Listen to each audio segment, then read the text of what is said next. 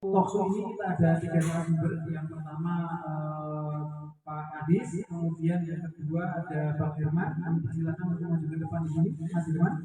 Kameranya dikasihkan ke teman-temannya. Kemudian Bang Oji, kami harapkan untuk duduk di depan di sini untuk bisa kita mulai. Kami persilakan, tepuk tangan.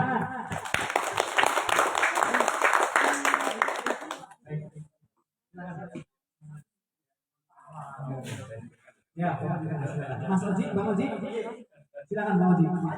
Jadi dengan mungkin di depan sini boleh Pak, silakan. Ya, nah ini Mas Oji, kita senang banget Pak. Satu-satunya penyelam NTB yang mewakili PON 20 Pak kemarin Pak. Alhamdulillah. Dapat peringkat ke-6. Ya, baik. Teman-teman sekalian, ini mungkin ada teman-teman yang karena tadi kesulitan kita coba VM ya pakai pakai Zoom. Kemudian ya, kita akan coba, tapi juga ada teman-teman yang melive-kan di Facebook. Jadi dipersilakan bagi teman-teman Mas Ari mungkin bisa membantu teman-teman yang tidak bisa masuk Zoom bisa memantau di Facebook. Sampaikan. Ya. Baik, untuk mengawali mari kita bersama-sama berdoa. Saya pikir di sini saya nggak tahu nggak usah nanya. Pokoknya kita berdoa bersama-sama menurut agama dan keyakinan kita masing-masing. Berdoa dipersilakan.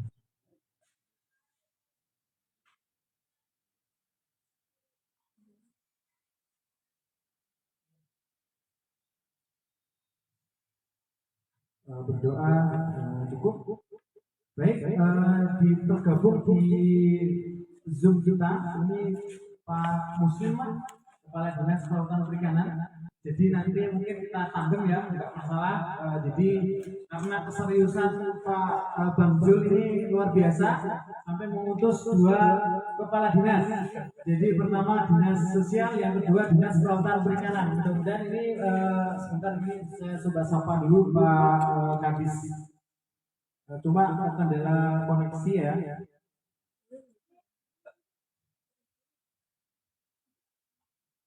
Tes. Assalamualaikum Pak Muslim, terdengar suara saya?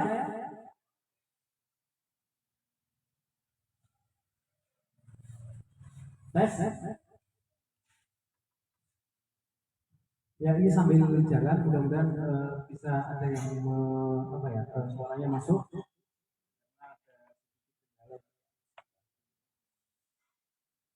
Baik, rasanya senang banget. kita akan lanjutkan. Jadi kita ingin mungkin nanti saya pikir ini kita mulai dari Bang Herman dulu ya. Bang Herman yang terkait dengan beliau ketua Kapela Komunitas Penyelam Nusa Tenggara Barat. Jadi bisa sedikit cerita. Jadi ini diskusi santai saja. Jadi nanti teman-teman yang di depan ini bisa bertanya juga kepada Mas Herman, kepada Pak Kadis, kepada Pak Koji juga cerita tentang pengalaman masing-masing. Mungkin sedikit Mas Herman, Bang Herman bisa cerita tentang ini mikrofonnya bisa dibantu Mas Aan. Mikrofonnya ini enggak bagus biar enak. Nah, sekarang mungkin Bang Herman bisa cerita sedikit tentang Kapela itu apa, tujuannya apa, dan apa yang sudah dilakukan. Luar biasa yang baik. Assalamualaikum warahmatullahi wabarakatuh. Waalaikumsalam warahmatullahi wabarakatuh. Alhamdulillah ya, bahagia sekali rasanya kemarin bisa berkumpul di sini dan pertama akan mengucapkan atas kehadiran Habis Dinas Sosial Provinsi Nusa Tenggara Barat dan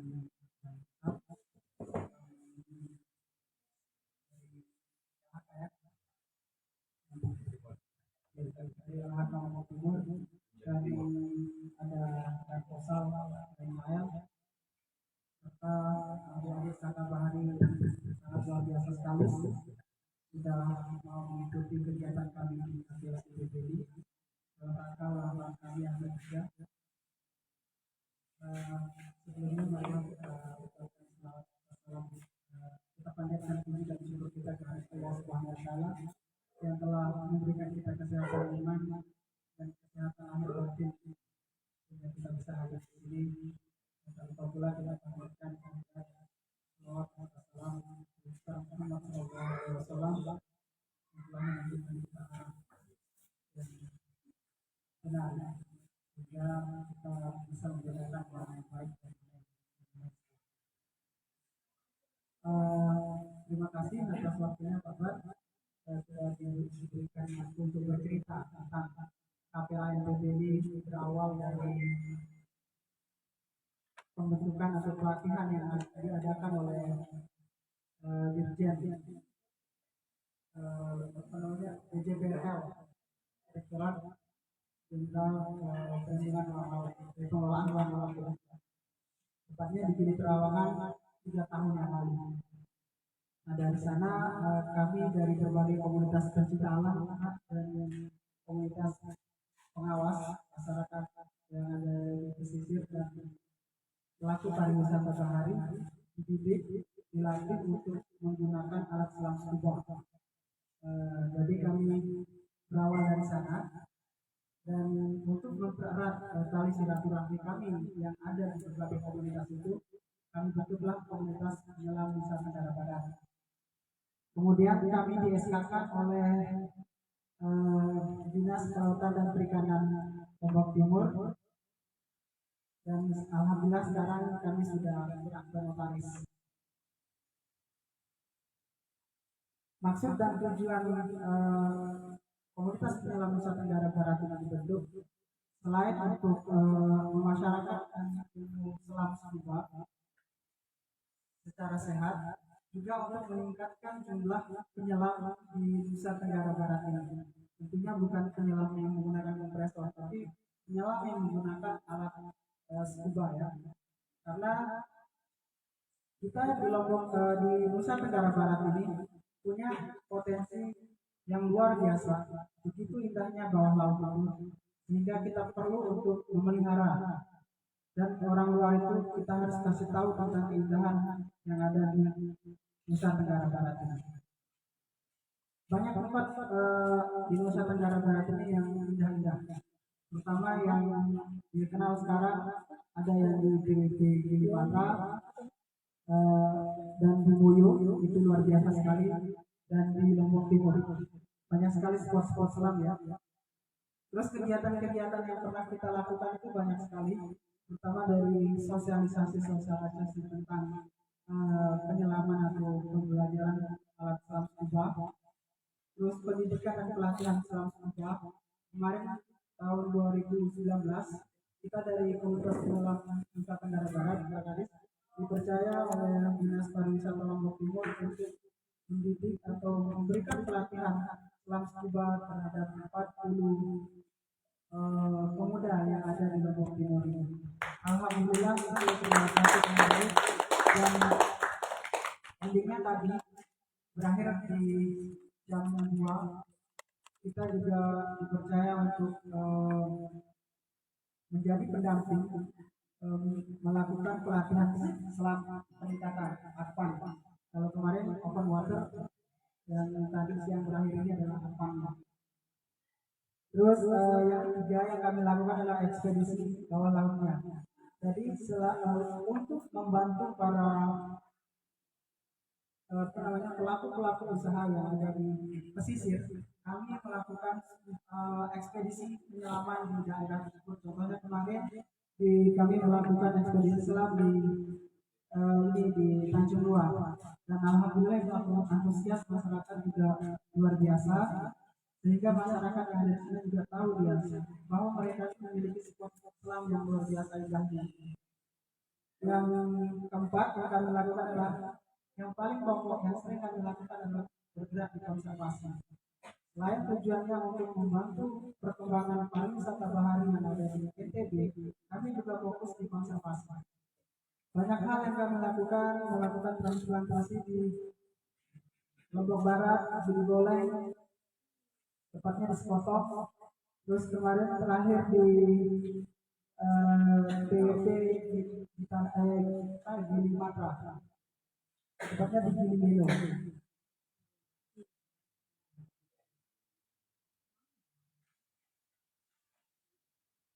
Jadi KPLA NTB itu memiliki beberapa sumber daya ya, termasuk 28 orang ini yang terdaftar sebagai anggota KPLA. Tapi ini data yang lama. Alhamdulillah sekarang sudah bertambah. Jadi anggota komunitas KPLA NTB itu terus bertambah setiap bulan. Terus sertifikatnya sudah mulai dari open water, ada yang sudah dari master dan ada yang sudah instructor. Alhamdulillah ini merupakan aset bagi NTB untuk mengembangkan pariwisata yang ada di Nusa Tenggara Barat ini. Terus kami juga mempunyai peralatan yaitu 8 set alat selam, 1 kompresor dan kamera underwater. Jadi kalau teman-teman atau adik ingin belajar menyelam, kami bisa memfasilitasi itu. Terus ada lagi kami ada di website juga kalau teman-teman atau adik-adik ingin mengenal KPLA NTB itu lebih jauh tentang kegiatan-kegiatannya bisa buka websitenya. Gitu. Mungkin itu saja Pak Bar, jangan terlalu panjang dari saya, sedikit perkenalan saja. Terima kasih. Sebenarnya saya memang biar juga ini. Ini saja Pak. Mas Firman, saat mungkin ini bisa diganti apa? Mikrofonnya ya, suaranya betul aja.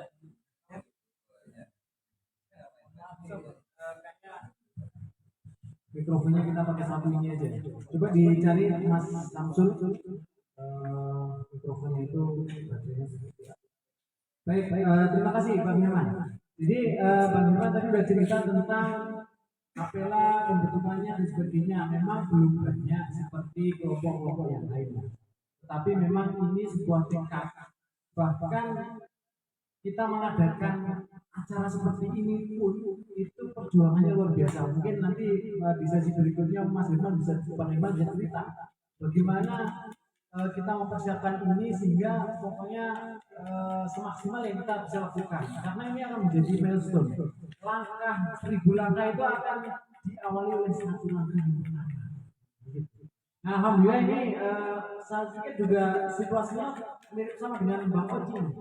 Coba bayangin teman-teman semuanya ini, teman-teman Saka Bahari yang masih muda-muda ini, sendirian mewakili NTB di kancah nasional PON 20 di Papua. Nah, Bang Oji ini kita harus tanya dia ini, kenapa? Karena beliau diam. Saya juga heran ya, diam tapi sampai Papua mewakili satu-satunya NTB. Saya pikir NTB itu 10 kabupaten kota itu miliki garis pantai, Pak. Pantainya nggak ada yang jelek. Gitu, Pak.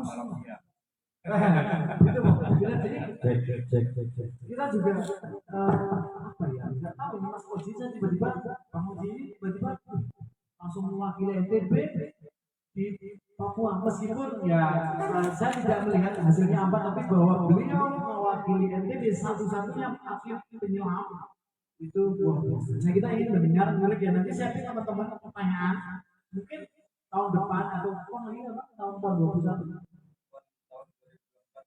Oh 2020 masih ada waktu. Wah masih ada waktu ini teman-teman ini. Mas Samsul juga harus jadi, apalagi nanti di NTB begitu. Mungkin Mas Oji bisa cerita sedikit boleh, banyak juga.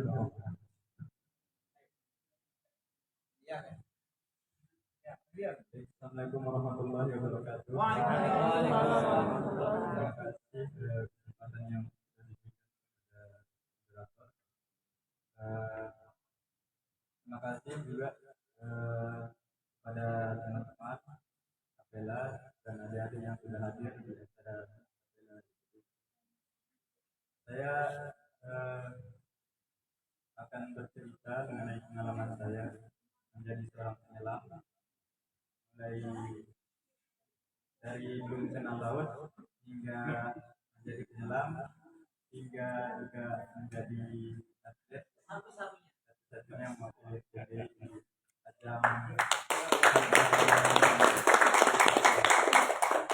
Sebelumnya yang saya hormati Bapak Kepala Dinas Sosial dan Yang saya hormati Pak Ketua Kapela ITB, yang saya hormati Bapak Dantos Angkatan Laut, yang saya hormati Bapak dari Telaga yang sudah menyempatkan diri hadir pada ceramah hari ini. Baik, langsung saja saya mulai cerita bertahap-tahap ya. Singkat aja mas, karena waktu kita mungkin yang penting-penting. Semua penting.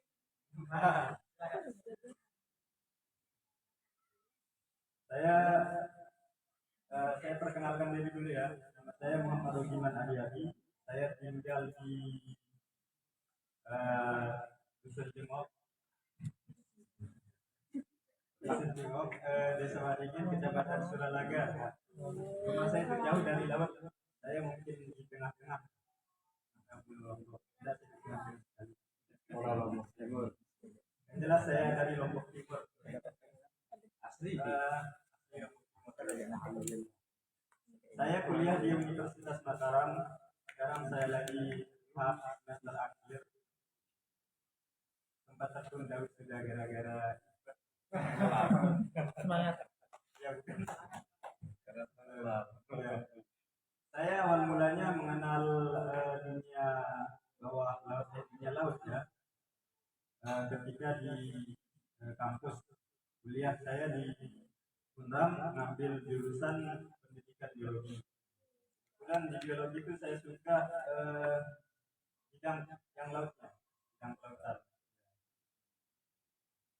Saya jadi penyelam gara-gara saya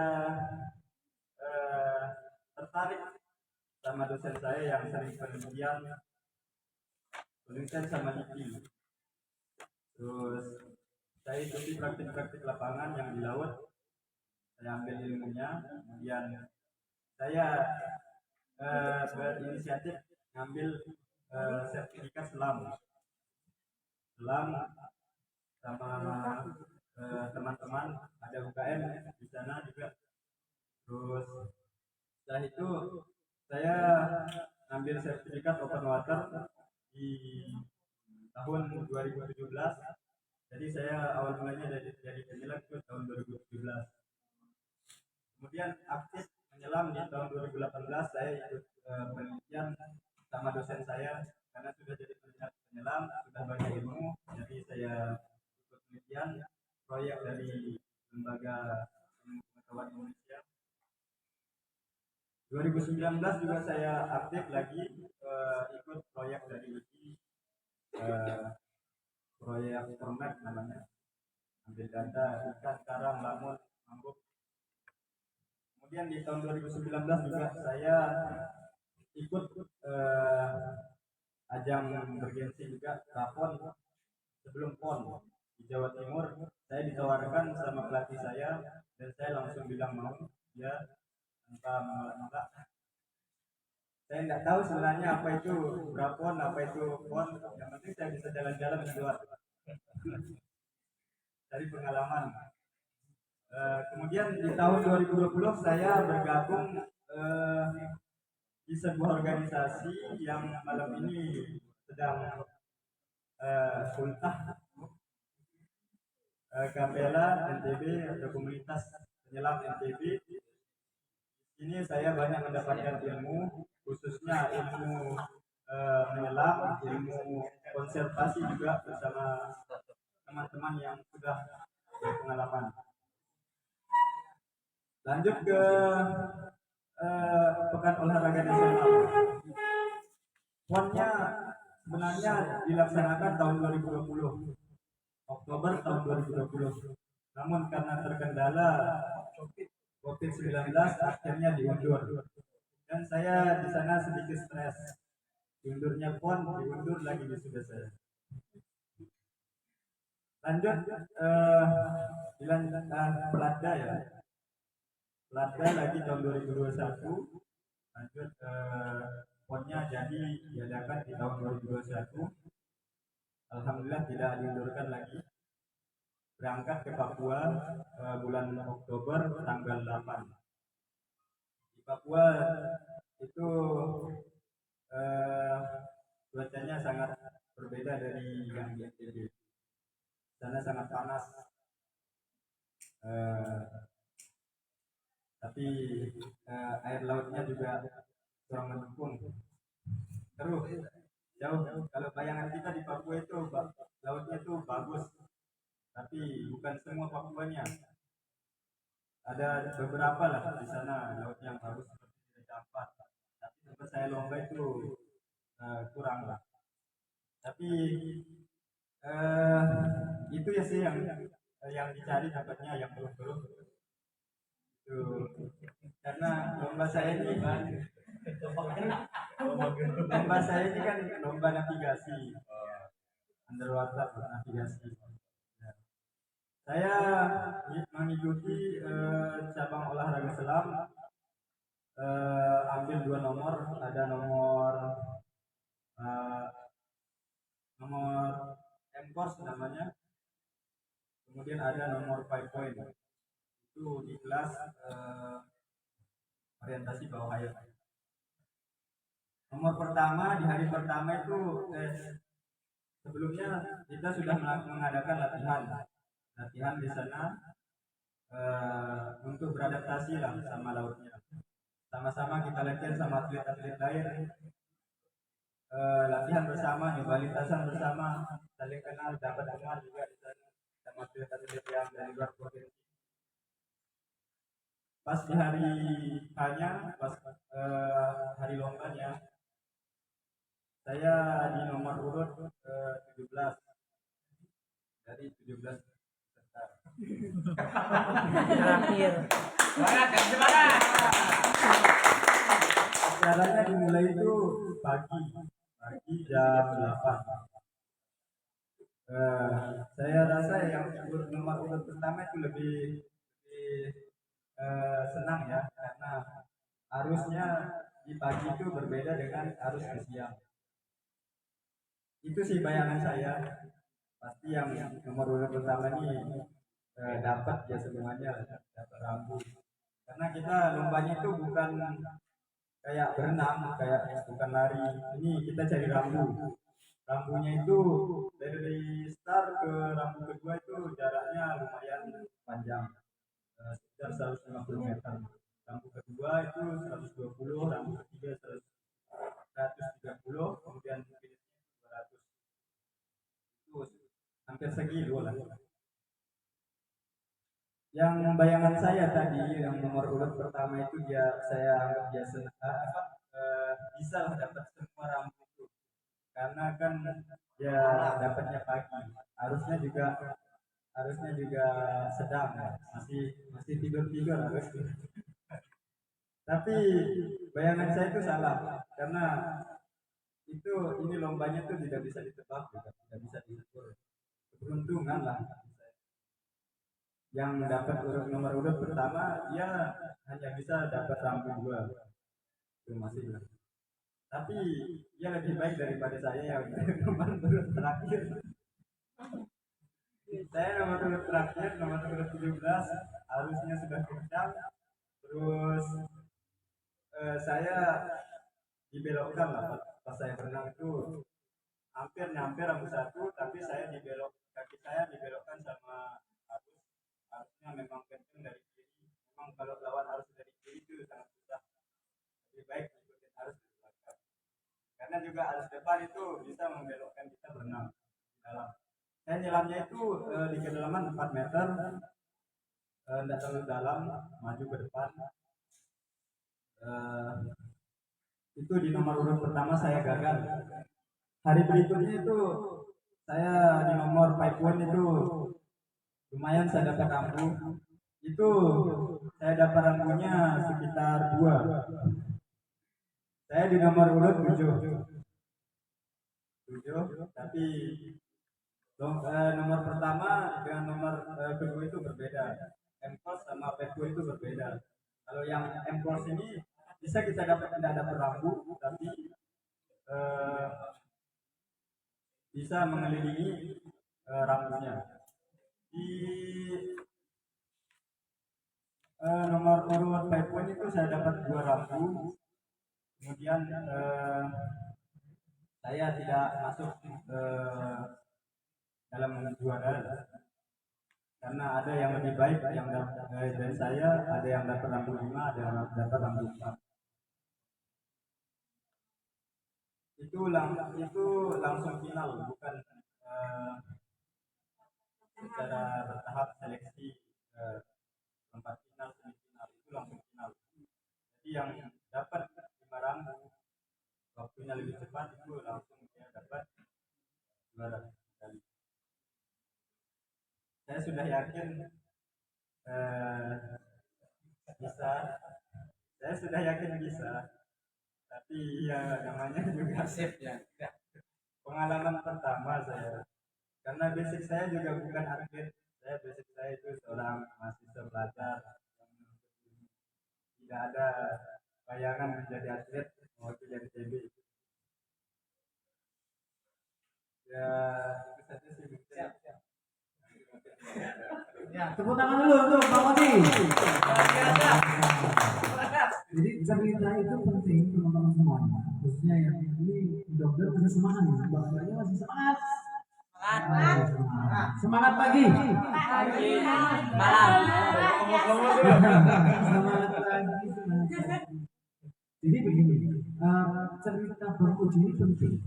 Tadi saya sampaikan NTB itu 10 kabupaten kotanya itu punya laut.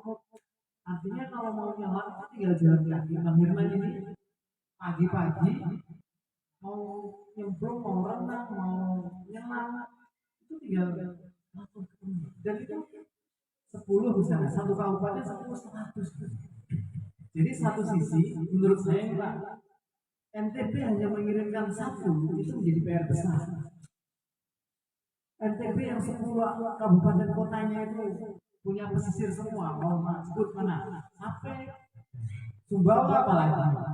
Lombok semuanya bisa diselamatin. Lombok Tengah pun yang seperti itu bisa diselamatin. Tapi akhirnya cuma satu.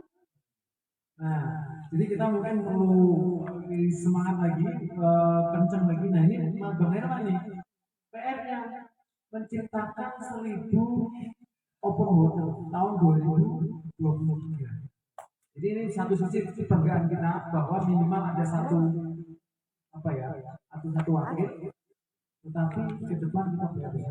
Baik, nah ini nanti akan nyambung dengan bagaimana nih arahan ataupun semangat dari Pak Gubernur yang mungkin nanti kita akan dengarkan dari Pak Kadis. Bagaimana kita semuanya ini yang warga NTB, khususnya yang lahir di NTB, menjadi pemicu pencetus. Mas Faji sudah siap dengan pengalamannya, Mas Dirman dengan sarana-prasarananya. Nah, kita tinggal mendapatkan arahan dari Bapak kita, Pak Kadis, yang nanti pesan-pesan dari Bang Jul, yang karena beliau di mana-mana dipanggil langsung ya. Nah, itu kita akan ngobrol Pak Kadis. Assalamualaikum warahmatullahi wabarakatuh. Waalaikumsalam warahmatullahi wabarakatuh.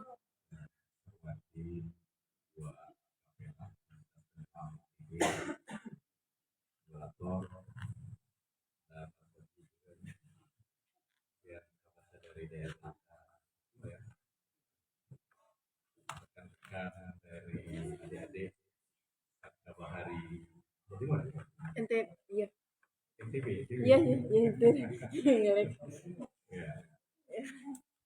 Pertama tentu kita bersyukur dengan kebersamaan pada malam hari ini dalam memperingati ulang tahun yang ketiga. Jadi kata madrasah kalau ketiga ini masih tidak bisa bicara, masih cadel gitu kan, masih cari mau bilang bapak saja sulit gitu. Tapi di usia yang ketiga Kapela sudah memberikan kontribusi bagi kepentingan penciptaan anak muda kita di NTB terhadap perairan kita, ke laut kita yang luasnya jauh lebih luas dari daratan. Di NTB ini luas daratan kita hanya 20.153 km. Tapi luas perairan laut kita 129.159,04 km. 9.000 km lebih luas. kita bicara misalnya Lombok Timur saja, Lombok Timur itu 6 kecamatan itu di sebelah selatan itu hampir semuanya itu pinggir laut. Maka kita bicara tentang potensi kelautan, kita butuh anak-anak muda di Nusa Tenggara Barat yang cinta terhadap perairan dan laut kita. Karena potensi kesejahteraan sangat besar dari laut ini. Natuna itu selalu diawasi oleh Cina, bahkan mau dikuasai, karena memang kalau mau kaya maka harus menguasai laut. Kalau kita bicara Indonesia, luasan perairan atau laut di Indonesia jauh lebih luas dari daratan. Kita tadi di NTB kan 9.000 km persegi lebih luas lautan kita. Nah kemudian kalau melihat ini kan potensi laut kita mulai dari perikanannya, rumput lautnya, mutiaranya, sekarang mereka lobster juga ya. Di NTB ini bahkan orang-orang pusat rame-rame datang ke NTB untuk bisnis lobster jenisnya itu. Nah, anak muda NTB ini mau kemana dan di mana posisi kita? Salah satu membangkitkan semangat kecintaan terhadap laut kita adalah maka bergabunglah dengan KPL. Saya ingin meminta KPL seperti pesan Pak Gubernur membangun kecintaan kepada laut kita ini perlu kayaknya masuk ke wilayah selatan Lombok Timur. Di situ saya banyak menemukan anak-anak muda kita yang jadi kisah kita karena dia sebenarnya penyelam tangguh, tetapi karena tidak memiliki ilmu pengetahuannya yang cukup, kemudian tidak memiliki peralatan yang cukup, dia menyelam sampai sekian puluh meter, naiknya kemudian dia menjadi ini, bahkan ada beberapa orang menjadi tidak bisa tumbuh. Banyak sekali saya temukan. Saya hafal tentang kondisi itu, sering saya pergi memberikan bantuan kursi roda di sana. Kalau ini dilatih sedemikian rupa, saya pikir mereka akan menjadi sebuah kekuatan baru untuk menunjang kegiatan-kegiatan KPL, bahkan membawa nama baik Nusa Tenggara Barat pada event nasional, bahkan bisa jadi internasional seperti Mas Odi pada masa yang akan datang. Bayangkan saja kita ke Gili Trawangan, itu semua orang Barat yang punya. Bule-bule. Kebetulan saya dipercaya oleh Pak Gubernur sebagai Ketua Satgas Komunikasi ASKER di Trawangan, masalah dengan PT-PTI. Jadi saya tahu betul, untuk memelihara terumbu karang yang ada di Gili Trawangan itu butuh 5-6 miliar tahun. Tapi kalau anak-anak muda kita cinta kepada laut kita, cinta kepada terumbu karang kita, tidak akan kami seperti itu. Dan mencintai laut kita ini tidak mesti kemudian semua menjadi angkatan laut, semua menjadi polairut, ya.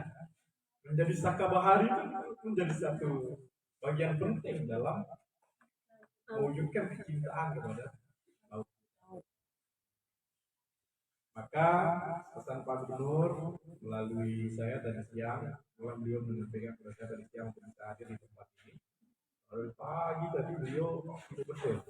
Malam ini beliau rapat kedatangan Panglima TNI dan Kapolri besok yang akan mempersiapkan juga kedatangan Bapak Presiden tanggal 12 November besok.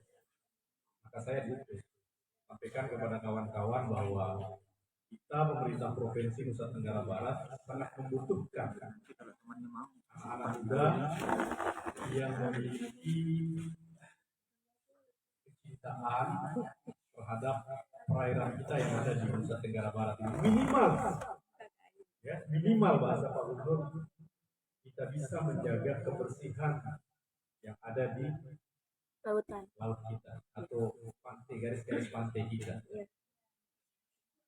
Karena kalau kita tidak memiliki kecintaan, tidak akan muncul juga sikap bagaimana membersihkan perairan yang ada di kita miliki Nusa Tenggara Barat ini. Bagaimana kita bisa bicara sejahtera? Bagaimana kita bisa bicara tentang kemampuan menyelam kalau kita tidak memiliki kecintaan, bahkan tidak memiliki pengetahuan tentang laut kita? Jadi kalau pengetahuan kan bisa belajar nih sama Oji, ya. Maka pertemuan malam ini adalah sangat penting karena memang menulis sesuatu itu tidak perlu orang banyak. Iya. 3-4 orang, seperti kata moderator tadi, langkah panjang itu selalu dimulai dari langkah pertama. Tidak ada orang melangkah di ujung sana kalau dia tidak mulai dari langkah pertama, kan? Pak Gubernur juga selalu mengatakan itu. Pada malam ini saya ingin mengatakan di usia ke-3 tahun Kapela ini, jadi pemerintah provinsi yang memberikan perhatian khusus juga melalui Dinas Perikanan, bahkan kemudian silakan melakukan kajian-kajian bagaimana kita secara bersama membangkitkan semangat anak-anak muda kita dan apa yang dibutuhkan. Tentu ini nanti disampaikan kepada Pak Gubernur mulai Dinas Perikanan dan Kelautan, bahkan juga dinas-dinas yang lain yang ada kaitannya dengan proses-proses kita bagaimana mewujudkan kesejahteraan masyarakat kita melalui wadah yang disebut dengan Kapela ini. Karena Kapela saya pikir tidak hanya menyelam, tetapi juga bisa mewujudkan kesadaran masyarakat nelayan kita untuk mereka bangkit dari kondisi yang saat ini rata-rata mereka berpikir selalu jangka pendek. Kalau ini bisa kita rubah, bahkan mereka nanti masyarakat nelayan kita bisa menjadi penyelam-penyelam tangguh, kemudian melakukan pemeliharaan, melakukan penjagaan terhadap perairan laut kita yang ada di NTB, maka ini menjadi kekuatan ganda juga bagi Polri dan juga bagi Angkatan Laut kita untuk bersama-sama menjaga keutuhan wilayah negara Kesatuan Republik Indonesia dan tentunya wilayah kita di Nusa Tenggara Barat. Potensi kelautan sekali lagi adalah potensi kesejahteraan yang menjanjikan bagi daerah kita, menjanjikan bagi anak-anak muda untuk mengembangkan bukan saja ilmu pengetahuan, tetapi juga ekonomi kreatif dalam kehidupan kita bermasyarakat, bahkan meraih kehidupan di masa yang akan datang. Jadi ini pengantar, kita nanti diskusi. Terima kasih. Terima kasih banyak Pak Kadis yang sudah menyampaikan pesan-pesan Samsul. Bang Samsul, kira-kira kalau mendapatkan pesan dari Bang Zul gimana rasanya? Semangat.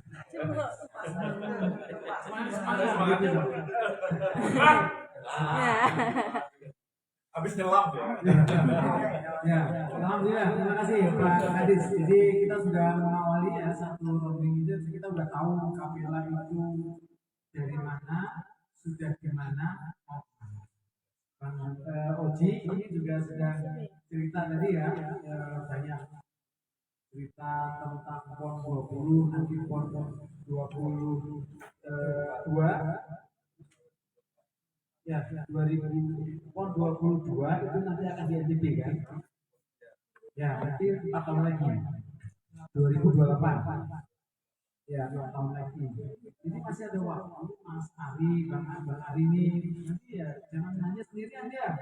Kalau sudah jadi atlet PON boleh lagi menjadi atlet lagi lah, boleh nanti dapat emas insyaallah. Amin. Amin. Oh iya, banyak Omar apa aja bisa disampaikan tadi kan. Jadi nanti siap-siap ya teman-teman yang ada di sini atau yang hadir menyaksikan di Facebook atau di salah yang lain, Instagram atau yang lainnya yang direkam itu, silakan menyampaikan pertanyaan di chat, kemudian nanti teman-teman panitia mohon bantuannya kalau ada pertanyaan dari teman-teman yang menyaksikan di medsos itu bisa sampaikan ke saya atau bisa sampaikan kepada para pembicara kita di sini. Jadi mungkin kembali ke Pak Oji nih, selama apa sih kok NTB itu hanya satu orang dan kenapa cabang Arifin itu?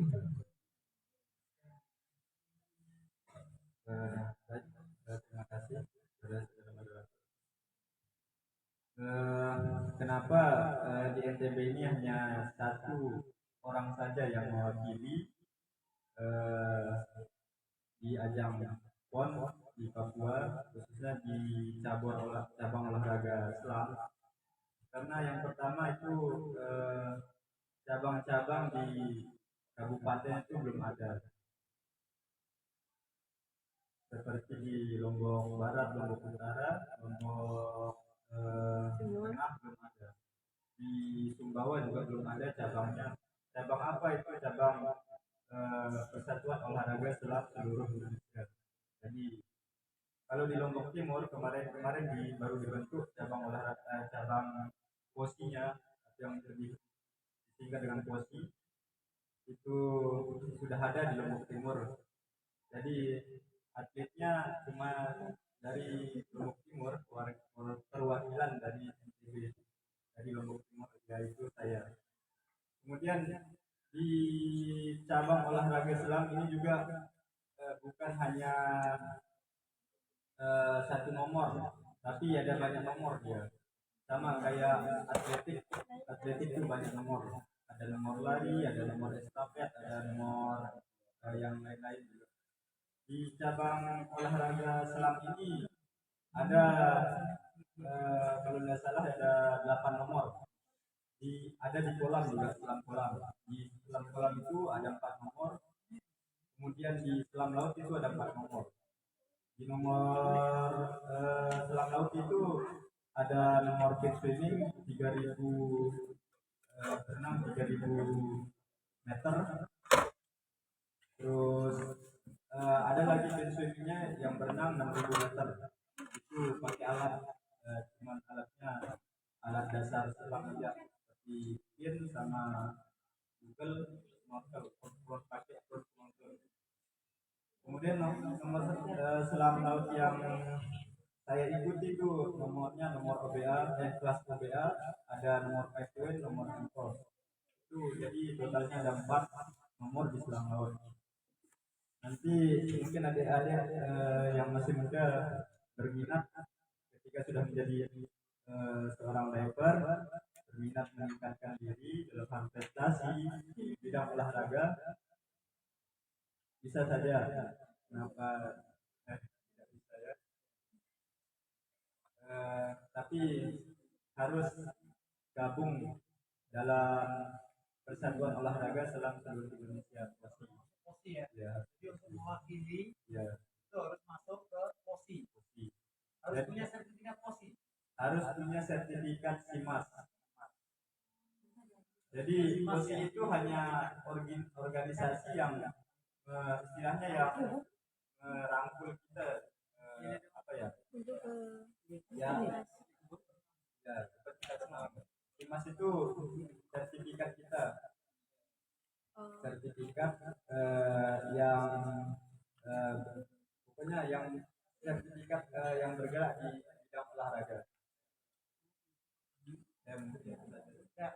Terima kasih teman-teman, mungkin ini menjadi hal yang penting ya. Apa NTB yang memiliki satu diantaranya ada dua adalah administrasi, bahwa yang menjadi perwakilan itu harus punya sertifikat SIMAS. Teman-teman KPLA ini menjadi penting juga Pak Irman, KPLA harus bekerja sama dengan POSI supaya karena ajang PON ini cukup bergengsi juga di Indonesia. Jadi sertifikat ada yang ya, artinya kan KPLA ke depan itu tidak hanya mengejar sertifikasinya mungkin sampai di SSD, karena itu kan bukan SIMAS ya. Artinya nanti mungkin perlu kita pikirkan juga bahwa sertifikasi yang mudah-mudahan nanti kita bekerja sama dengan POSI sehingga banyak teman-teman ini, karena selama ini yang Bang Ari ini kan orientasinya itu akan menjadi pemandu selam. Karena untuk sertifikat yang tadi disampaikan oleh Pak Kadis di Terawangan yang 80% itu bule dan sebagainya, rata-rata secara internasional itu sertifikasi yang dipakai untuk jasa itu menggunakan teknik. Itu jadi satu apa ya, kita harus tahu juga. Jadi nanti ke depan kita harus perbanyak kerjasama. Jadi bagaimana dengan teman-teman minimal satu ya. Artinya misalnya nih, saya punya sertifikat POSI yang fotografi, itu bisa ikut juga ya? Bisa ya, punya minimal satu ya. Terima kasih. Jadi Bapak teman-teman semuanya, Saya pikir ini waktunya jalan terus tapi makin asik nih, mudah-mudahan nggak ada masalah ya. Ya, jadi kita punya kesempatan kurang lebih maksimal 1 jam ke depan. Jadi tadi sudah disampaikan informasi awal, ini ada teman-teman Sakabari, boleh nanti bertanya, boleh menyampaikan usulan, boleh apa saja. Kemudian juga dari bapak-bapak yang lain dari NHK, dari NYL, dari desa, siapa saja boleh. Artinya di sini, silakan Pak. Jadi kita ingin apa ya, diskusinya tidak hanya satu arah dari yang bapak-bapak di depan, abang-abang di depan, tetapi juga ada umat balik. Nah untuk itu saya persilahkan mungkin monggo satu orang dulu saja supaya nanti tidak lupa yang mau menyampaikan pertanyaan atau saran dipersilakan. Silakan. Ya Mas, tolong. Yang bertanya. Sebutkan namanya, pertanyaan ke siapa? Assalamualaikum warahmatullahi wabarakatuh. Waalaikumsalam warahmatullahi wabarakatuh. Perkenalkan, nama saya Ayuni, biasa dipanggil Ayu. Saya ingin bertanya kepada anggota atau kakak-kakak semua penyelam. Pengalaman berbahaya apa saja yang kakak dapatkan ketika melakukan penyelaman? Dan pertanyaan kedua untuk Bang Oji, bagaimana perasaan Bang Oji ketika kepilih menjadi perwakilan penyelam satu-satunya dari NTB? Terima kasih. Ya, terima kasih banyak. Tepuk tangan dulu untuk pertanyaannya. Kenapa? Siapa namanya? Ayu. Ayu. Cocok lah. Namanya juga bangga ya. Jadi ada 2 pertanyaan. Kira-kira kalau menyelam yang berbahaya itu apa? Mungkin ini pastinya ke Bang Herman. Kira-kira apa? Kemudian nanti Bang Oji. Tadi itu pertanyaannya nanti kita dijawab. Kita mau dijawab. Bang Herman dulu. Ya, terima kasih Pak Ayu. Itu pertanyaan yang selalu apa yang berbahaya saat menyelam? Ya. Yang berbahaya saat menyelam adalah perasaan kita sendiri. Hanya perasaan kita saja yang membuat kita berbahaya. Ya. Tidak ada hiu yang akan memakan kita. Cuman kenapa kita harus belajar supaya tidak ada yang berbahaya? Ya kita harus belajar menyelam dari awal. Harus open water dulu. Nanti di open water itu diajari teknik-teknik menyelamnya selama 4 atau 5 hari. Baru kita boleh menyelam. Dapat sertifikatnya dulu atau lisensi. Kayak orang mau pakai motor, dia harus punya SIM dulu, baru dia akan boleh menggunakan motor. Begitu pula dengan kita menyelam, kita harus belajar dulu, harus punya lisensi dulu, baru kita boleh menyelam. Sehingga tidak ada yang namanya bahaya. Bahaya itu adalah ada di dalam diri kita sendiri, dan itu harus kita pelajari. Kalau kita sudah pelajari bahaya itu, maka tidak ada yang namanya bahaya. Ya. Ya, terima kasih Bang Herman. Jadi bahayanya itu ketika itu ya, sebetulnya skillnya nggak dikuasai, kemudian ada satu kata yang mungkin menambahkan sedikit. Kebetulan saya juga penyelam nih ya. Jadi kebetulan, jadi teman-teman di Kapela itu memang syarat untuk menjadi anggota Kapela kan memang harus menjadi penyelam open water certified. Jadi kalau belum menjadi penyelam belum bisa menjadi anggota, kecuali anggota kehormatan ataupun apa ya, istimewa. Jadi teman-teman kalau misalnya tertarik dengan Kapela bisa menjadi apa ya, simpatisan dulu, bisa belajar Bang Irfan dan sebagainya. Tapi untuk menjadi itu harus punya sertifikat apapun sertifikatnya, tapi minimal. Lanjut Bang Oji, pertanyaan tadi.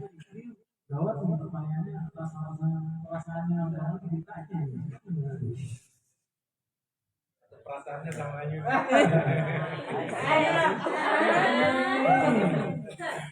kasih pertanyaan dari Ayu. Ayu. Perasaan saya menjadi perwakilan satu-satunya dalam ajang Pekan Olahraga Nasional di Papua itu sangat senang, tapi juga sedihnya. Senangnya itu saya bisa mewakili NTB di ajang PON di Papua, dan juga sedihnya juga saya belum bisa memberikan yang terbaik kepada masyarakat NTB, kepada teman-teman juga. Tapi saya sudah berjuang semaksimal mungkin, dan juga pengalaman pertama ya menjadi seorang atlet, menjadi seorang yang bisa mewakili NTB di ajang yang bergengsi, yang cukup bergengsi. Nah, mungkin itu saja jawaban dari saya. Ya, terima kasih Pak Muji. Jadi memang luar biasa di publikasi yang kita sampaikan, memang judulnya itu adalah Seru Deru Menjadi Satu-satunya Atlet Senam NTB di Pondok. Mudah-mudahan nanti tahun 2023 ya, 2024 ya, itu tidak hanya satu. Tidak hanya satu, tapi lebih banyak. Mudah-mudahan ini cikal bakal nih. Jadi ke depan juga KPL harus mempersiapkan itu Bang Irman, supaya jangan satu lah, itu cuma satu.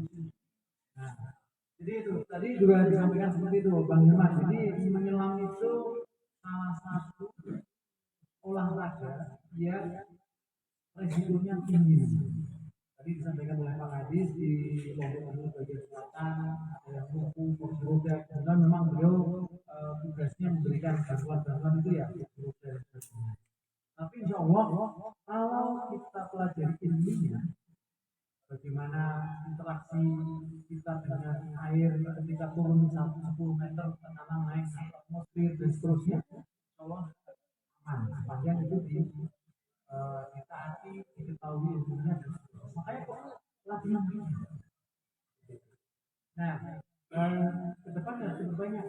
Nah, yang menjadi masalah itu tadi bahwa di tim banyak yang bisa nyelam, ya, yang mendapatkan income juga banyak. Cuma rata-rata kurang waktu lah. Ya, bukan kita apa ya? Sayang kalau kita jadi penonton, mending jadi pemain lah.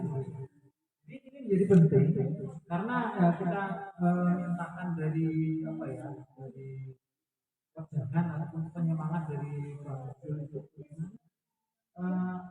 anak-anak muda, cara yang muda ya, kelola NTB Kuningan. Saya pernah mendengarkan dari Pak Kadis Pautan sebelumnya bahwa misi dari NTB 9 itu adalah asli terus asli itu ya asli lah begitu ya, asli enak, dilihat nggak ada sampah, nggak ada polusi, dan lestari ya, tetap ada terus. Nah, memang di KPL itu hanya isinya sepertinya apa ya, menjadikan orang-orang NTB itu bisa nyelam scuba. Tetapi itu menjadi tadi itu yang disampaikan oleh Pak Adi, langkah pertama untuk mengelola laut secara baik. Kalau orang yang belum pernah nyelam, contohnya begini, ada satu kasus ya, mohon izin saya menyampaikan. Beberapa waktu lalu, kapal yang untuk tamu kayangan itu kan kandas di kiri kapal, sama di kiri lebur. Laporannya tidak ada kerusakan lingkungan. Karena yang dianggap kerusakan lingkungan adalah kalau ada oli, minyak, tumpah. Karena itu rusak itu bang siapa ya, bang Daur, Mas Herman nyelam, saya juga ikut nyelam. Karena apa? Karena yang bisa nyelam.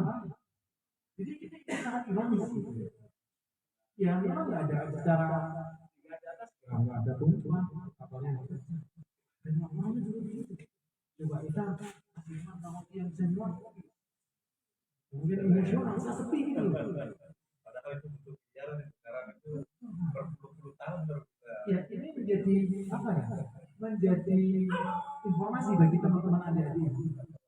Maka bangun, jangan sampai informasi itu nggak tersampaikan, karena nggak ada yang bisa nyelam, nggak ada yang bisa nyelam. Kemudian kadang-kadang bisa nyelam, alat juga nggak ada. Kamera ada, alhamdulillah kamera punya alat yang itu. Jadi ini sangat penting. Saya ingin sampaikan ini sangat penting. Itu ya ironis sekali ya Pak Adi ya. Kapal saran itu ya adik-adik semua ini ya, saran itu kalau kena tabrak, jangankan kapal ya, kena sirip kita itu, kaki katak kita itu, ini bahan ini kalau terjadi di bawah laut. Cuma satu ya kena sirip ini bisa patah gitu, bang Ori, bang Ari ini bukan nanam karang, kenapa itu patah? Apa sih kapal lebih? Jadi itu, jadi saya pikir itu menjadi motivasi kita bersama-sama. Nah, untuk saya pikir ini semakin semangat ya. Silakan mungkin ada minuman, kopi dan sebagainya. Snack panitia bahasanya silakan dikeluarkan dan dinikmati teman-teman semuanya. Saya buka lagi pertanyaan, usulan dan sebagainya untuk menyampaikan sesuatu. Ini mikrofonnya sudah bagus. Silakan. Ada dari Bang Asri, silakan. Bang, minta tolong.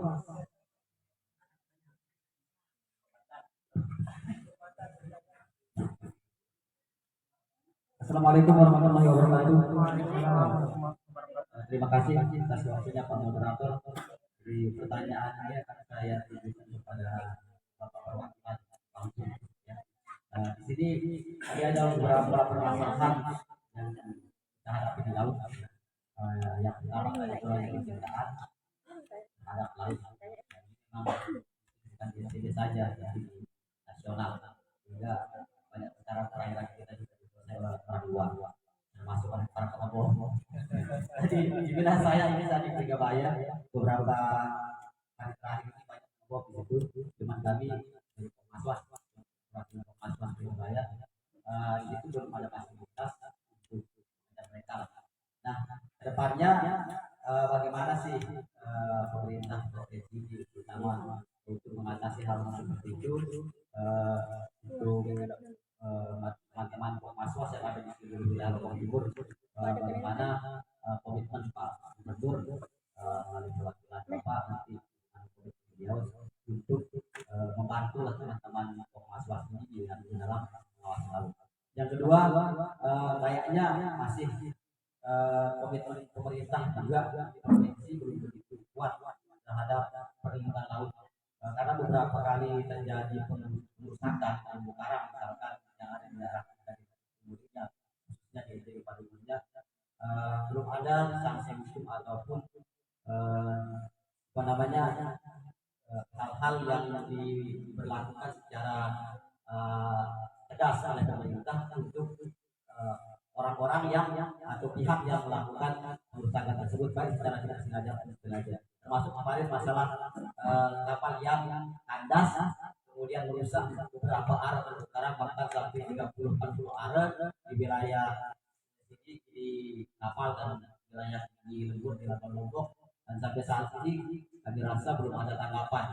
Bahkan kemarin Pak Irfan mengirimkan tuntutan kepada pihak tersebut dan sampai saat ini belum ada tanggapan. Mungkin ini kami menyampaikan aspirasi supaya kedepannya bagaimana Bapak Gubernur NTB pada umumnya melalui dinas-dinas terkait untuk lebih tangkap terhadap hal-hal seperti itu.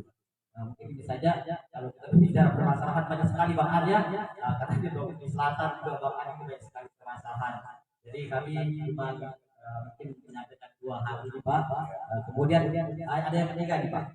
Yang ketiga ini masalah kecintaan terhadap laut. Kurangnya kita memang masih penyelamin kurang sekali di Lombok Timur yang sah masih baru beraktivitas dulu kan Pak ya, yang tergabung di dalam Himla. Itu pun hasil pendidikan daripada teman-teman Kadera dari 2020 termasuk saya penyelenggara Pak. Tahun lalu itu dilatih sama Pak Herman, ini pengambilan teman saya kagak. Jadi depannya mungkin kita kan ada program menciptakan banyak penyelam di NTB menjaga laut kita. Nah, mungkin dari pihak pemerintah provinsi melalui dinas-dinas terkait termasuk wisata untuk meningkatkan kapasitas teman-teman wisata ataupun penjaga laut, bagaimana nanti untuk mengirimkan dana kepada dinas-dinas terkait sehingga di NTB ini banyak penyelam-penyelam yang akan tercipta di masa-masa yang mendatang. Terima kasih. Assalamualaikum warahmatullahi wabarakatuh. Waalaikumsalam warahmatullahi wabarakatuh.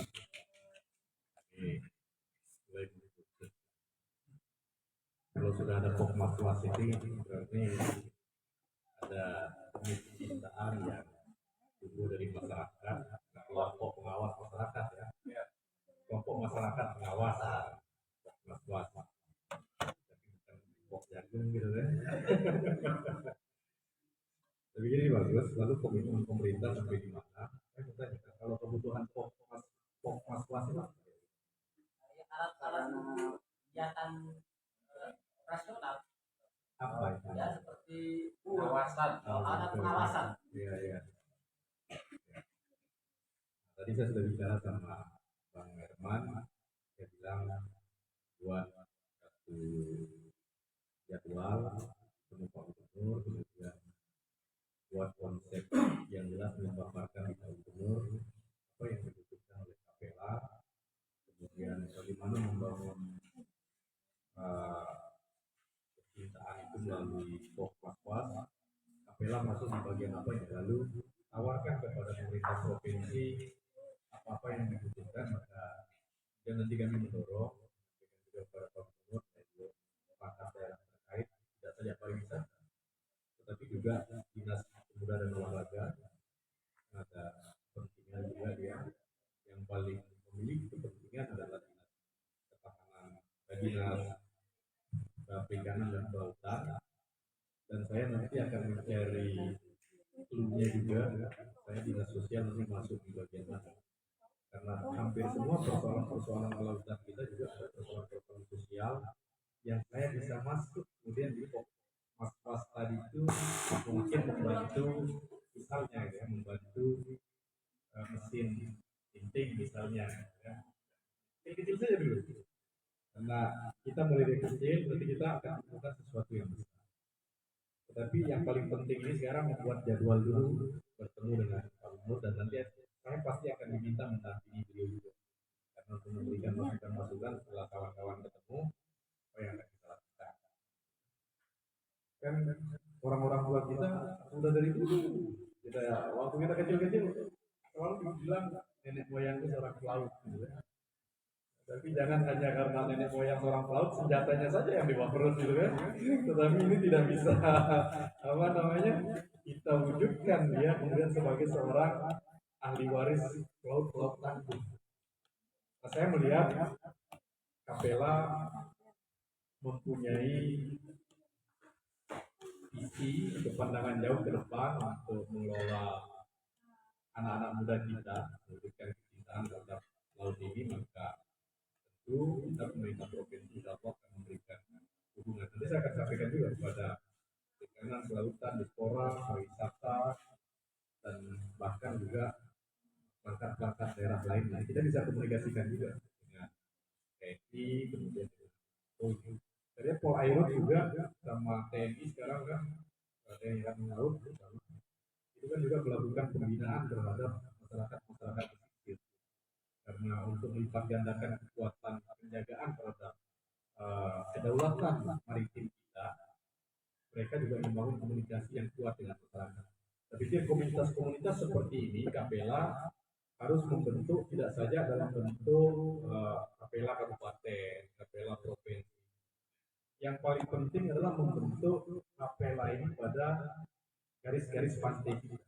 Kenapa tidak misalnya di kawasan nelayan Labuan Haji ada KPLA unit Labuan Haji, KPLA unit misalnya Serewe, Timur. Kalau ini bisa terbentuk maka membuat 1000 penyelam itu jauh lebih mudah. Dan tentu nanti kabupaten kota juga memiliki peran strategis untuk itu. Bahkan pemerintah desa memiliki kepentingan untuk bisa bergerak bersama KPLA, bahkan bisa menjadi kalau misalnya ada wisata menyelam di desa-desa wisata kita yang ada di pinggir laut juga mendatangkan pendapatan asli daerah, maka bisa kerjasama dengan KPLA. Lalu yang kedua tadi apa pertanyaannya? Masalah pelanggaran. Oh, pelanggaran ya. Iya. Soalnya kalau pelanggaran pura-pura lupa. Ya. Iya. Kita memang belum punya peraturan daerah ya, moderator. Tetapi ini memang penting. Jadi seperti ketika kapal kandas itu mesti tidak mungkin dia tidak merusak karang di mana dia kandas itu. kan ironi ketika kemudian misalnya petugas laut kita mengatakan tidak ada kerusakan. Begitu dia kandas pasti rusaknya besar. Dan itu membutuhkan berpuluh-puluh tahun untuk dia bisa, bahkan beratus-ratus tahun untuk dia bisa kembali seperti semula, dan membutuhkan dana miliaran. Katanya kan karang laut itu juga bisa dihubungkan dengan ilmu pengetahuan yang ini dipelajari oleh pagi ini. Saya pikir ini menjadi catatan khusus, dan ini nanti juga ini perlu dibahas di pertemuan dengan Pak Gubernur itu. Saya akan catat dan nanti saya akan share juga ke perangkat daerah yang terkait, tentu juga dengan TNI, Polri, karena memang bicara tentang bagaimana kita melakukan penjagaan terhadap biota laut kita ini menjadi sangat penting untuk kita di masa yang akan datang. Walaupun Mbak Ayu ini masih sekarang 12 tahun ya, Iya. 12 tahun, tapi nanti ketika dia sudah dewasa, maka anak cucunya harus bisa melihat laut kita masih indah, laut kita masih indah, karang-karangnya masih bisa dinikmati, kemudian ikan-ikannya masih bisa dinikmati juga untuk menjadi penambah gizi dari ikan kita.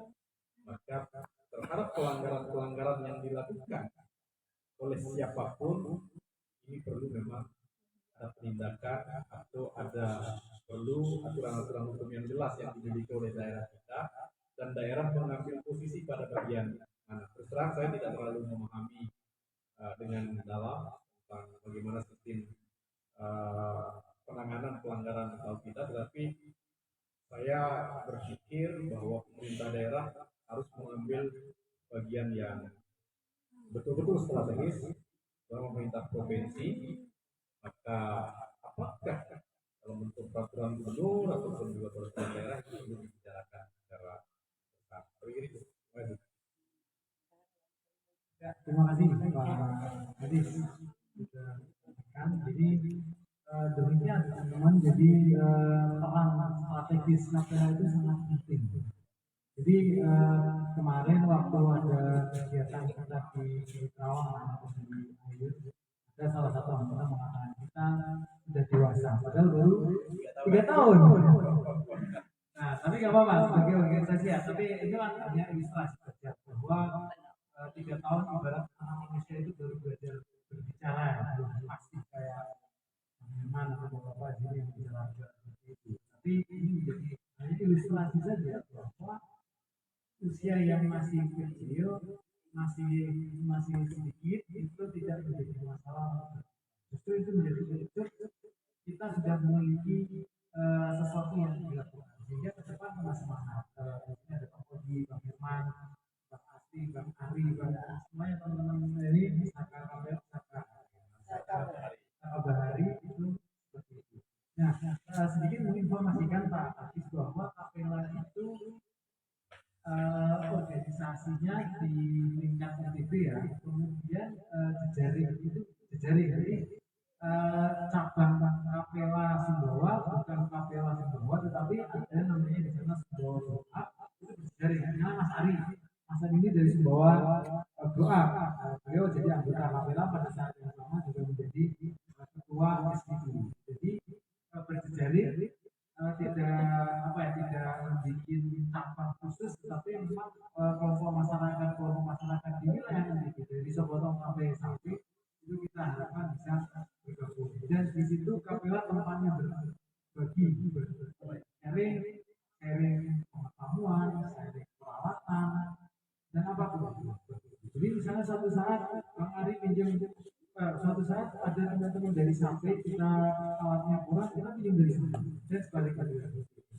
Tapi kan demikian masih semangat ini mbak-mbaknya kan udah Masih. buat mengangkat usaha ini.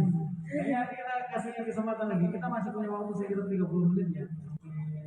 Sesuai jadwal. Mudah-mudahan masih kuat ya. Tapi ya saya tawarkan kepada bapak yang ada di sini, kira-kira masih kuat nggak ini? Mumpung ada bapak ini, jadi wajahnya aja Pak Kadis sosial, tapi sebenarnya beliau itu sebenarnya itu karena beliau mewakili ada bantu, jadi jangan sini posisi saat ini jangan dianggap sebagai kepala dinas sosial, tetapi beliau adalah Bang Zul yang wujudnya Pak Adis gitu. Jadi silakan teman-teman, kebanggaannya Bang Zul hadir di tengah kita melalui Pak Adis untuk menerima memberikan semangat kepada teman-teman. Mungkin dari dan mana atau dari KLK atau Pak Sekjen atau siapa aja silakan kalau mau lihat. Assalamualaikum warahmatullahi wabarakatuh. Waalaikumsalam warahmatullahi Wabarakatuh. Yang kami hormati Bapak Kadis Sosial dari provinsi dan teman-teman, perkenalkan diri Bapak, kami Komandan Pos TNI AL Selat Alam di Pantai Kundu. Kami tidak memberikan pertanyaan, tapi untuk pos TNI AL selama ini kita sinergi Pak dengan Mas kemudian teman-teman yang terlihat di sini. Jadi kami siap mendukung. Kami siap mendukung dengan keterbatasan juga. Jadi ini hanya saran untuk teman-teman kalau bergiat ataupun membuat laporan, mohon instansi terkait ditembusi. Mohon dengan sangat ini mungkin TNI AL, Polair, Kapolsek JKP, Desa, Koramil, Polsek yang berada di sini mohon ditembusi, karena itu penyemangat kita dan pendukung kita untuk ke depan agar tadi cita-citanya tadi berjalannya itu enak, dukung semuanya. Nah, untuk masalah pengedoman ataupun pengusahaan itu ini memang sulit kita atasi. Kalau kita tindak, ini juga kasihan keluarganya. Karena beberapa kali kita juga sudah menangkap bahwa kita tangkap bersama Satpol PP, ada yang kita istilahnya pembinaan di sini, ada yang kita proses. Itu diproses, kasihan keluarganya. Terus kalau sudah lepas, mengulang lagi. Dan parahnya Bapak, yang digunakan itu perahu bantuan. Nah, ini yang mungkin pekerjaan kita semua untuk memberikan pembinaan, termasuk yang tadi untuk masalah kompresor. Sebenarnya kompresor bukan alat selam. Mungkin dari teman-teman semua di sini, kalau ada tetangga atau siapapun yang bergiat menggunakan itu, ya pelan-pelan diingatkan. Kalau mau lebih tahu tentang menyelam, ya nanti dihubungkan ke KPL. Terima kasih Bapak Demikian. Mohon maaf kurang lebihnya. Assalamualaikum warahmatullahi wabarakatuh. Waalaikumsalam warahmatullahi wabarakatuh. Ini terakhir ya, tahanan di wilayah Indonesia, Bapak Nasional Indonesia. Terima kasih banyak masukannya. Jadi kita catat ya, ada Mbak Dina Aris di belakang ya. Beliau yang biasanya betul di sana. Berat nanti dicatat itu Mbak Dina ya. Jadi kalau bikin laporan dan sebagainya nanti dilakukan pada instansi aku. Baik, terima kasih. Masih semangat ya, masih semangat nih anak muda generasi yang di belakangnya, generasi Z ya. Ya. Setelah generasi Z nggak ada lagi. Apalagi mas. Kembali lagi. Tapi kalau AA nanti ke Sunda deh. Ya, baik. Jadi kalimat itu memang lahir dari masyarakat, lahir dari nelayan-nelayan yang ada sebagian anggota kami itu mantan pencari ikan di kompresor. Di NTT di kompresor sudah jelas sebagai alat bantu tangkap ikan. Nah, tapi memang untuk menjadi penyelam profesional yang itu bisa menangkap perlu latihan. Tapi bagi penyelam profesional kan tetap gampang. Dan mereka ketika sudah menjadi penyelam jauh dulu. Untuk kerja di bawah air itu ada namanya, kita punya teman namanya Midul, Pak Haji Syukur itu mengangkat sistem ini lebih 2 kali lipat dari di bawah. Karena sebelumnya mereka tipe-tipe penyelam profesional. Tapi yang penyelam-penyelam olahraga peneliti itu bergerak aja susah. Nah, kesempatan itu variasi. Jadi di kapal itu kan variasi pelangi banget ya, macam-macam. Sehingga kalau saya beberapa kali nanya kepada guru ya, kalau muridnya itu macam-macam sulit. Tapi kalau tentara misalnya itu seragam semuanya siap komandan, gampang Pak, relatif gitu. Tapi kapal lain panggilan itu sampai mungkin kayaknya rambutnya pusing bikin teman-teman Pak. Karena pelangi itu dari anggotanya ada yang maaf ya, ada yang ini bagaimana dia cerita, mungkin bisa minta saran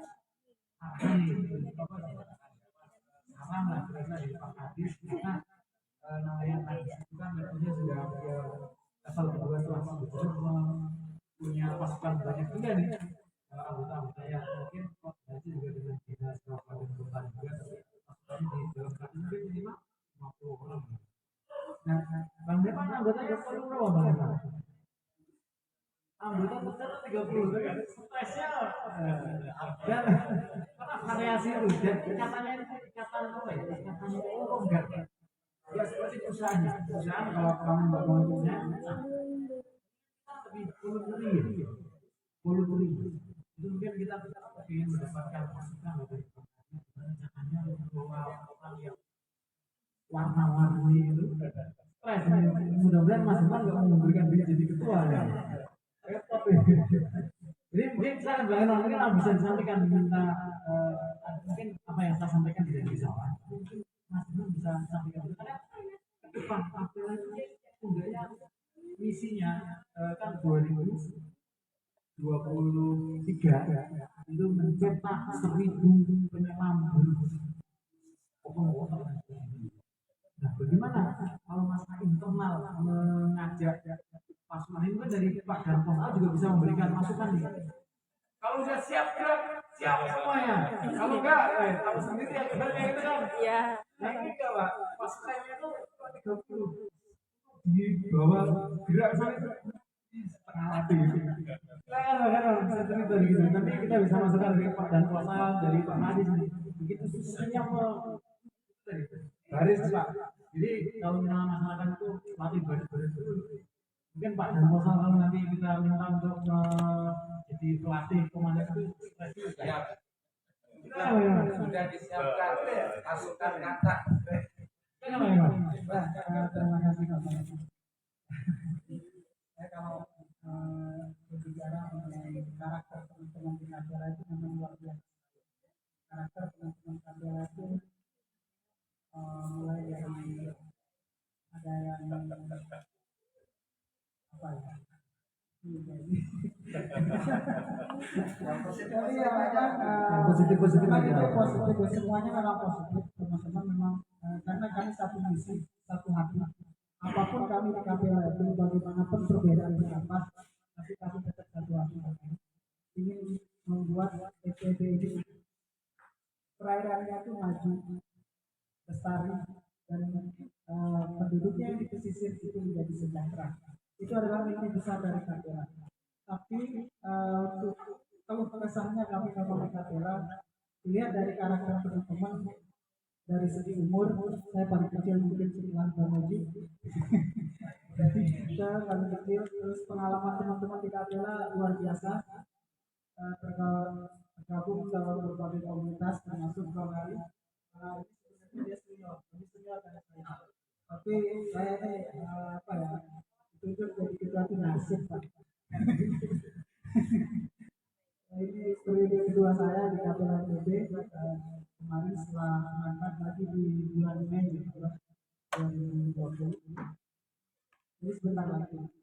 Jadi saya harap ke depan KPLN PB walaupun dengan karakter yang berbeda itu sudah menjadi hal lumrah kita di pesisir, orangnya keras-keras, tidak ada yang lemah pikirannya, tapi jiwa-jiwa orang pesisir itu ada orang-orang yang berpendirian tangguh dan teguh.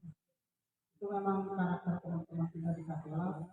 Saya sangat menjunjung tinggi itu karena semangat teman-teman di KPLA ini luar biasa untuk melestarikan FPB. Itu Pak. Ya, terima kasih.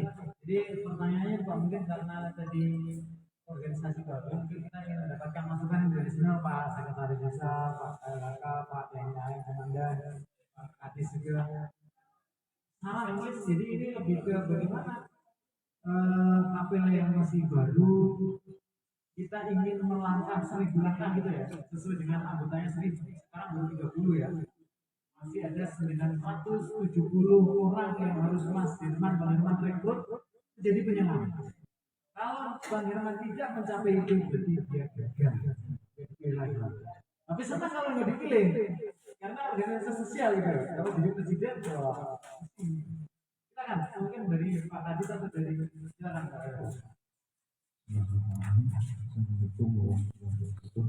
Waalaikumsalam warahmatullahi wabarakatuh. Jadi ini dari Dinas Lingkungan Hidup dan Kehutanan yang ada di Rinjani Timur. Jadi pertama-tama kami mengucapkan terima kasih kepada rekan kami, Saudara Herman, yang selama ini juga banyak membantu dalam segi operasional keamanan. Karena kami di Rinjani Timur, mohon izin Pak Kadis, di Rinjani Timur itu ada pengawasan, kawasannya juga ada di perairan. Dan di LPK 14 yang register tanah kehutanan tercatat LPK 14 yang ada di Lawang dan di Sulat termasuk Padang. Jadi kita sampai dengan saat ini juga sering minta bantuan kepada saudara kami Herman, karena kami di kehutanan itu tidak ada alat transportasi untuk melakukan patroli di 3 gini, tidak ada boot, jadi kami harus lari ke saudara Herman. Kalau masalah penyelam, ya. Jadi karena kami juga aktif juga di perairan, ya. Dari tahun 2007 saya sudah aktif di perairan, baik dari segi pengawasan dengan teman-teman Komnas tadi. Saya selama dari 2007 aktif di KPPL, 2012 aktif di pengawasan. Jadi selama 2 periode saya aktif juga di pengawasan perairannya dari segi keamanan baik laut maupun darat. Nah, harapan kami di kehutanan, mohon izin Pak Kadis, dari ada salam dari pimpinan. Jadi kalau bisa disampaikan ke Pak Gubernur maupun untuk pengadaan booth supaya kami bisa bersinergi dengan rekan kami baik dari TNI AL maupun dari KPLA, termasuk dari kepolisian Polda. Itu harapan kami, karena harapan kami itu bagaimana Gili Sulat, Petagan dan Lawang itu bisa tetap terjaga kelestarian hutannya. Karena sampai saat ini banyak isu pencurian bonsai sejenis sentigi, itu yang banyak hilang. Jadi kami kalau mau melakukan patroli tidak ada alat transportasi, tidak punya. Jadi apakah kami harus lari ke sini untuk lari ke Gili Sulat? Kan jauh juga. Jadi kami harapannya supaya ke depan bagaimana boot bisa tetap standby supaya dari dinas kehutanan bisa juga bersinergi dalam menjaga kelestarian baik di perairannya maupun di laut daratnya. Terima kasih Pak. Terima kasih. Pak Sima. Oke. Jadi terima kasih banyak. Jadi memang salah satu tugas Mas itu adalah membantu dalam pengawasan. Saya pikir untuk itu kalau nggak salah ya Mas atau dari sisi sudah mendapatkan bantuan dari Kementerian Kelautan Perikanan dan itu bisa dipakai dengan ya tentu koordinasi ya. Jadi tadi saya sampaikan di awal bahwa KPH ini gaduh-gaduh. Ada yang nelayan, ada yang kawin juga dan sebagainya. Nah, saya termasuk yang di pegawai negeri kebetulan saya bekerja di Kementerian Kelautan Perikanan, instansi pusat ya. Saya mendorong teman-teman bagaimana. Jadi kita juga salah satunya memberikan bantuan kepada masyarakat karena kalau nggak dipakai kita sedih juga memberikan bantuan kemudian setelahnya rusak. Saya setuju dengan dosen saya dulu mengatakan barang alat-alat itu lebih baik rusak dipakai daripada disimpan rusak. Nah, seperti itu. Baik, jadi mungkin ini kita ada teman-teman sana dari Pak Sekdes, silakan. Silakan. Ini harus bawa gelapnya keras. Ya, Terima kasih atas kesempatan juga. Assalamualaikum warahmatullahi wabarakatuh. Waalaikumsalam warahmatullahi wabarakatuh. Selamat malam, salam sejahtera untuk semua. Saya hormati Bapak Kadis. Selamat datang Pak ke Desa Padabuan. Selamat pagi. Yang saya hormati Bapak Ketua, Adela ya. Selamat ulang tahun yang ketiga. Semoga semakin sukses. Saya hormati dan bos yang Pak hadir, Pak dari Kutanan atau pihak menjadi timur ini. Adik-adik satu bahari juga. Tentu saja saya mohon maaf mungkin Bapak Kepala Desa tidak bisa hadir yang mewakili beliau. Mungkin saya ingin mencoba membuka sedikit paradigma gitu ya. Ya di mana artinya tidak jauh melenceng dari sisi misi KPLA. Karena kita sekarang desa Padabuan menjadi desa wisata bahari. Itu sudah ada permennya dari KKP tentang desa wisata bahari dan sudah diresmikan juga pada bulan September Oktober. Jadi kita perlu sama-sama sepakat gitu ya bahwa kita sama-sama menjaga alam melalui KPLA tentang ruang bawah laut kita. Lalu untuk apa alam itu dijaga? Ya ada lain untuk meningkatkan ekonomi masyarakat. Selain itu juga meningkatkan sosial sehingga dalam teorinya ada triangle ekonomi terdiri dari sosial, ekonomi maupun alam. Nah, ketiga sisi ini harus saling berkaitan dan juga saling beriringan. Jadi akan buntu komunikasinya kalau kita tiba-tiba siapkan dong saya bos, siapkan dong saya alat selam, jaga laut kita. Untuk apa dijaga? Untuk siapa? Toh juga pada akhirnya pembangunan industri jalan terus, industrialisasi semakin meluas. Itu apa? Nanti juga datang tanker muat batu bara. Ya ada yang berbicara batu baranya, ada yang bergesek bukannya. Besok lagi bisa sebut lagi pengawasan. Itu apa? Artinya kami sangat terbuka, apalagi kita sebagai pemerintah desa, satuan terkecil dari negara ini, untuk sama-sama menjaga alam kita. pertama mengurangi dampak climate change, yang kedua juga meningkatkan ekonomi berdasarkan dengan natur atau keseimbangan alam itu. Kita boleh gaya tapi nggak usah alahkan gitu. Yang ketiga juga tata ruang wilayah kita tentang kesinambungan kehidupan kita di sini, sehingga kami pemerintah desa bersama Kopaswas, Komisaris atau Kapela siap bagi gubernur untuk membicarakan bagaimana nasib kita sebenarnya di desa pada hari ini. Apakah kami akan direlokasi dengan juga industrialisasi, atau kami hidup dengan pariwisata bahari, atau bahkan kami hidup berdampingan dengan industrialisasi? Seperti apa sih konsepnya? Sehingga apa yang kita lakukan program-program ke depan, baik dari penjagaan lautnya, dari kehutanan, dari pesisirnya dan ekonominya, itu bisa berkesinambungan. 3.000 jiwa yang kami pimpin saat ini sangat membutuhkan ketegasan dari Pak Gubernur untuk membina wilayah kita, Pak. Apalagi tahun depan baik dan mulai. Kami siap kok di sini menjadi tampungan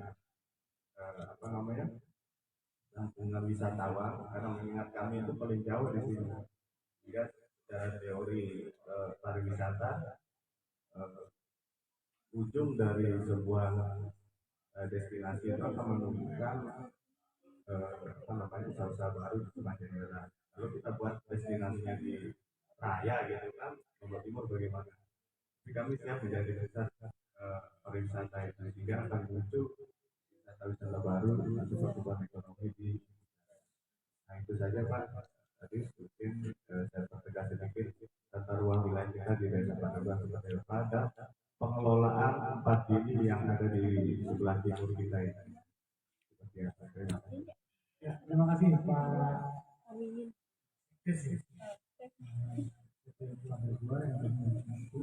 Ibu sekalian, sekarang sudah menunjukkan jam 9 di 42.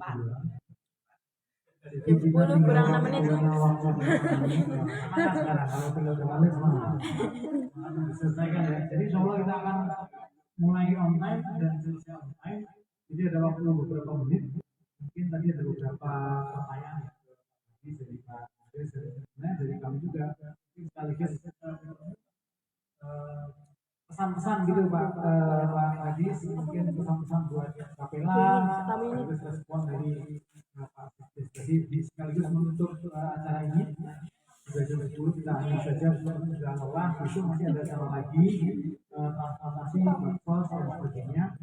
Nanti kita mudah-mudahan caranya dengan baik. Amin.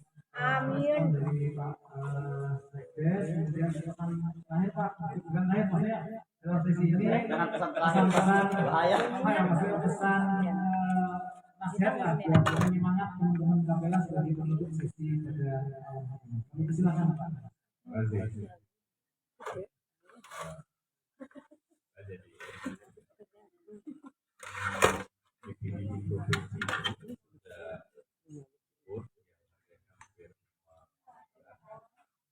Kalau bisa dibicarakan Kapela, kemudian Hatta, Gubernur, tidak.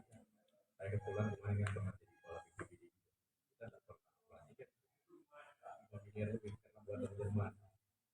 Itu lebih sama dengan punya Polairut itu. Cuma tidak boleh pakai kita lain. Di BPBD di provinsi itu bisa di darat juga dia. Nanti kalau makanya kalau sekdes tahu jangan menunggu diundang Pak Gubernur, dan terusnya dengan Kapela nanti kemudian pada Pak Gubernur industrialisasi di pada 2000 Pak Gubernur itu lebih suka orang punya konsep, kemudian beliau tahu tapi di mana yang harus dibeli.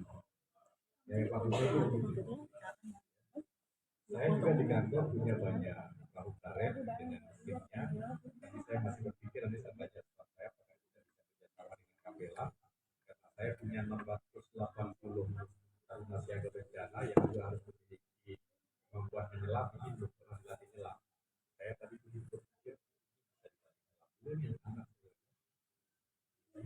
bisa saling support.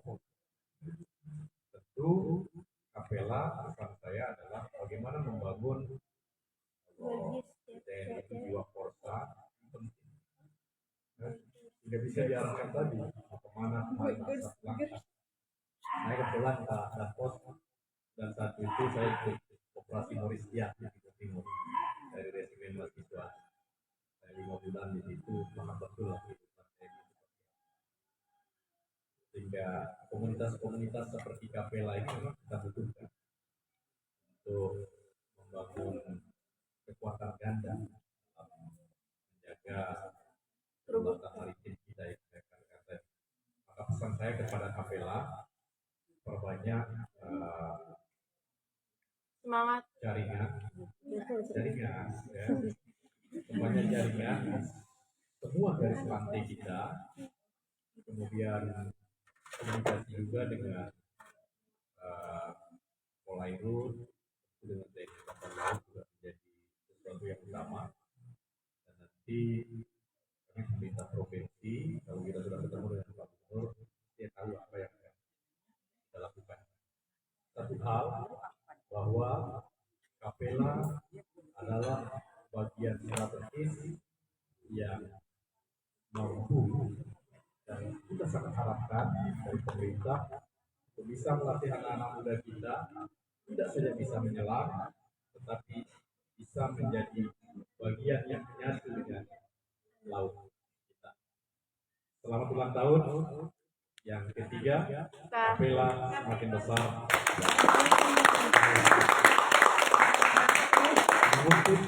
Mutu Angkatan Laut dalam Sempa Jayamani kita menang kita, maka Kapela juga harus menjadi bagian dari mewujudkan kemenangan itu melalui laut dalam rangka kesejahteraan masyarakat kita. Semangat. Terima kasih banyak kepada Pak Kadis Pembangunan Sosial Provinsi NTB yang sudah menjadi perpanjangan lisan Bapak Gubernur menyampaikan pesan-pesannya luar biasa. Saya pikir Mas Firman nggak ada pikiran untuk berhenti dari kepala atau tulang Kapela. Firman ya, Insya Allah begitu ya. Jadi tadi sudah disampaikan kalau beliau kemarin sudah menyampaikan itu Pak. Kita mohon apa ya? Bahwa kalau tidak akan Pak Gubernur ada waktu karena kami mengerti juga kalau di SPK kemudian untuk itu sibuknya luar biasa. Sibuk-sibuknya punya saja waktu dia. Ya, baik. Ini jadi kami memang Pak Firman ini asli lahir di NTB, KPI juga. Kita mungkin kalau perlu berkirim surat lagi Pak Firman untuk minta waktu beliau Pak Gubernur melalui Pak Kadis sampaikan kapan bisa audiensi menyampaikan ya mudah-mudahan kita nggak seperti Pak Gubernur ya saya pikir bukan hidup apa ya tinggal di mana gading Pak yang nggak bisa disentuh. Justru saya pikir dari beberapa medsos yang di posting oleh beliau itu apa ya santai, tidak protokol yang kan beberapa kali lihat beliau audiensi atau mengunjungi musola tempat tidak sederhana banget. Jadi kesempatan kita tidak perlu takut sama Bang Jul nggak menjadi momol lah, tapi kita sampaikan kita berkolaborasi, kita bisa apa sesuai dengan arahan Bapak Gubernur. Saya pikir itu menjadi kalimat terakhir Bapak Ibu teman-teman semuanya. Ini sudah menjadi catatan sejarah Kapela tahun ketiga mengadakan ulang tahun. Kemudian ini mudah-mudahan ulang tahun berikutnya itu lebih bagus seiring dengan kinerja kiprah Kapela di masyarakat. Demikian saya pikir kita segera akhiri pas jam 9 lebih 59. Jadi 1 menit lagi kita jam 10. Saya tidak ingin dolim lebih dari jadwal yang dilakukan. Saya ingin mengakhiri kalau ada kesilapan dari saya sebagai pembawa acara. Saya mohon maaf yang sebesar-besarnya. Dan terakhir kami titip salam Pak Kadis kepada Bang Zul. Salam hormat, salam hangat dari Kapela. Mudah-mudahan Kapela bisa menjadi apa ya insan yang mendukung program pemerintah NTB menjadikan NTB gemilang. Dan kami mengundang Pak mungkin Bang Zul kapan ada waktu menyelam